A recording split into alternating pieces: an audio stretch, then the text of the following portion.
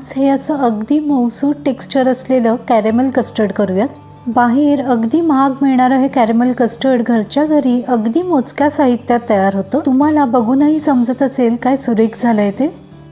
इथे हे 1 कप मी दूध घेतलं. 1 कप दुधासाठी 2 टेबलस्पून व्हॅनिला फ्लेवरची कस्टर्ड पावडर घालायची आणि आता हे सगळं आपल्याला व्यवस्थित असं हलवून घ्यायचं आहे. एकदम स्मूथ असं टेक्स्चर येण्यासाठी या मिश्रणामध्ये कस्टर्ड पावडरच्या अजिबात गुठळ्या राहायला नको. बघा इथे हे मिश्रण मी व्यवस्थित असं हलवून घेतलं आहे.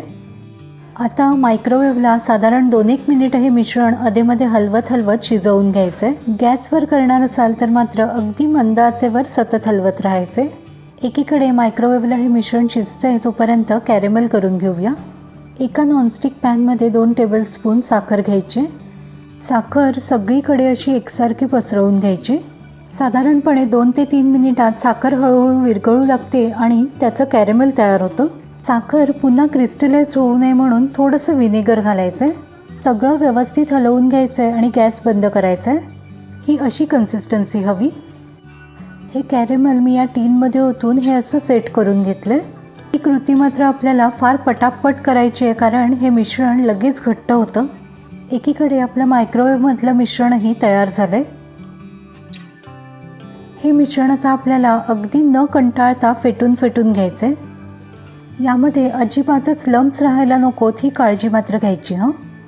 खरं तर व्हॅनिला इसेन्स घालायला मी मगाशी विसरले त्यामुळे मी आत्ता घालते, पण तुम्ही मात्र आधीच घाला. जर इलेक्ट्रिक बीटर वापरला तर हे हलवण्याचं काम मात्र अगदीच सोपं होईल. आता हे मिश्रण या सेट केलेल्या टीनमध्ये ओतायचं आहे. हे असं टॅप करून घ्यायचं आणि क्लीन पेपर लावायचं. बघा इथे या मी 4 वाट्या तयार केल्यात आणि हे आता आपल्याला रात्रभर फ्रीजमध्ये ठेवून द्यायचं आहे. साधारण 7 ते 8 तासांनी बघा मिश्रण व्यवस्थित असं सेट झालं आहे.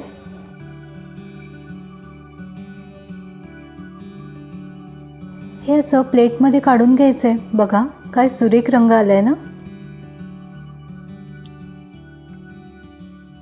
अगदी जवळून मी तुम्हाला दाखवते काय सुरेख टेक्स्चर आलं आहे.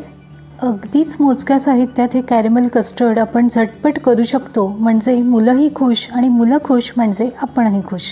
तेव्हा करून पहा हे कॅरेमल कस्टर्ड आणि तुमचे अभिप्राय माझ्यासोबत नक्की शेअर करा. धन्यवाद.